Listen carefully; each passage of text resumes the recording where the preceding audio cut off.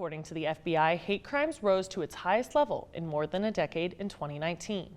Although hate comes in many forms, no religious group has faced more acts of hate than those of the Jewish faith. That includes a small college community in North Carolina, where one Chabad house has seen 2 direct acts of aggression within 7 months. But following a shooting and vandalism, the tight-knit group sought to take a path of healing, displaying perseverance by keeping their faith. You look okay. Rabbi Mendy Mingowitz has attended Yom Kippur services his entire life, but the one he experienced on October 9th, 2019 was like no other. I heard it very clearly, but I didn't at all think it was a gunshot. First of all, I'm not used to hearing gunshots, so it's not the first thought that goes to my mind. It was a gathering at a local Chabad, a space for Elon University's Jewish community to gather just steps away from campus. Inside, nearly 40 Jews breaking fast for one of the holiest holidays on the Jewish calendar. I just remember thinking like, oh my God, like it really was gunshots. And the first thing that went through my mind is there's no way this is a coincidence. Outside, bullet holes broke glass windows and damaged cars, shattering the feeling of security at a safe space. There was a car that was struck by gunfire potentially because someone just hates us to the point they want to hurt us. For Rabbi Mendy, Chabad is much more than a gathering place, but also a home to his wife and 3 children. And here's my 5-year-old son who knows nothing, knows no harm, knows no evil. And the closeness of the 2 things struck me, He is literally in the line of fire. He knows of no reason why anyone should want to hurt us, and yet he's a target. But in May, that hate was reaffirmed when the symbol tying this house to their faith was damaged. That's when security camera footage installed after the shooting caught this. Someone outside tearing down their menorah on their front lawn. My first feeling was a feeling violated, Like someone stepped on my personal property, touched something personal, private of mine or of our community, and just damaged it without any care for the fact that to us it's important.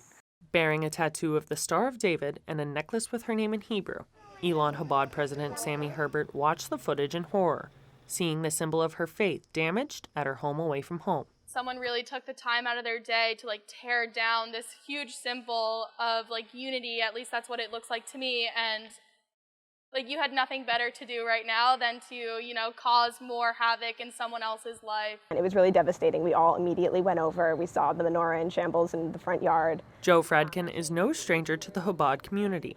That's why this California native chose Elon University. People still not understanding us and people still feeling like they have to act out in such a way that is really painful for us who find that house to really represent safety, to then it feel unsafe yet again. But Town of Elon police don't have any solid leads. Do you have any suspects right now? We do not at this time. So why aren't there any suspects right now? Well, we're really doing the best we can. We've sometimes it's just hard. We've got video of suspect cars, but again, it occurred at nighttime, and when we get videos, it's fairly grainy. And that makes it kind of hard to, with the pixels and stuff, at nighttime, it makes it hard to really get a good identification on a vehicle. Detective Ed Peters is leading the investigation for local law enforcement. He says he's working closely with the FBI. Fingerprints found on the menorah and a social media investigation both led to nothing. At what point do you ever close the investigation? Do you always keep it open? Well, a lot of times they'll leave that up to me, but I don't like to close anything. It doesn't hurt to keep it active. We don't like to, but I would rather have that folder sitting right beside my desk so I can look over and say, hey, if something pops up, I've got it right here. Chabad privately pays a uniformed Elon police officer to stand guard outside. They're on watch for any other threats to Rabbi Mendy's home. How does that make you feel, saying that your family lives here and you have to have a cop car parked outside? So obviously it's a mixture of relief. I'm happy that we're protected, and obviously it's uncomfortable to know that we need that. I don't like to have to need security.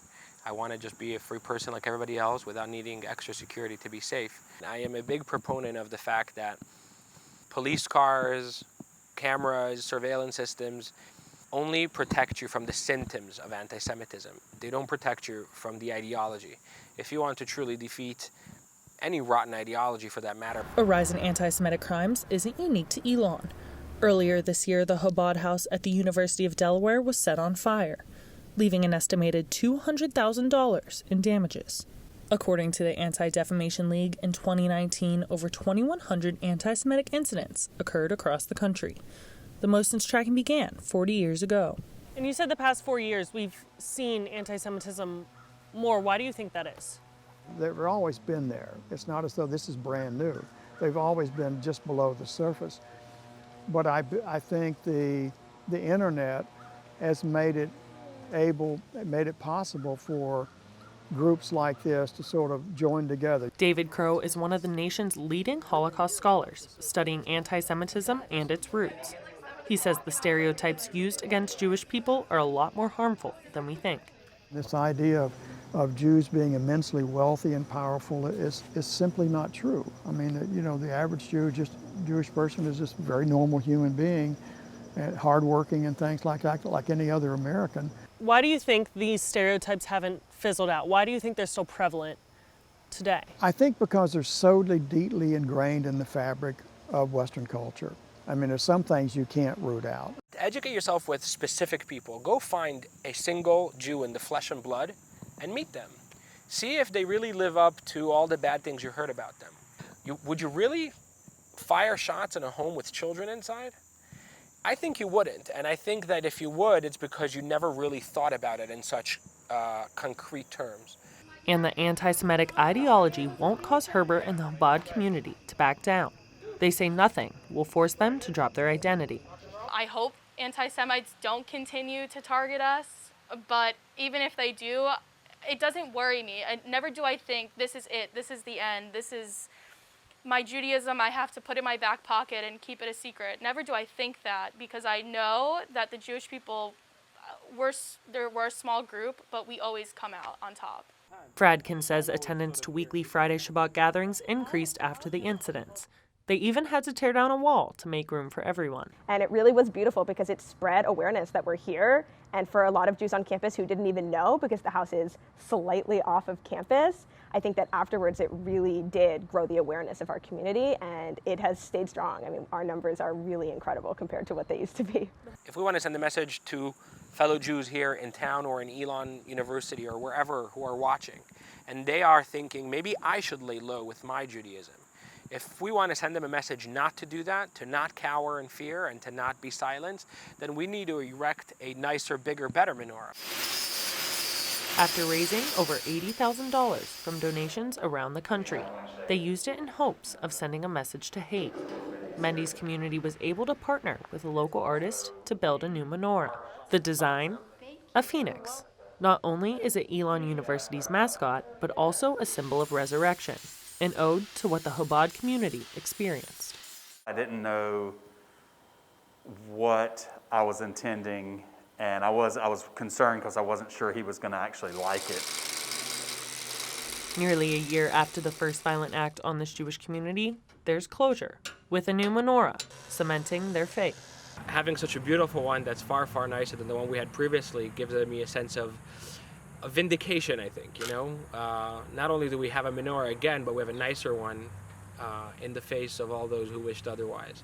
The fact that the menorah just got put up, what has the Jewish community in Elon been saying? Those of us who are consistent Chabad goers are completely obsessed with it. I mean, it is amazing.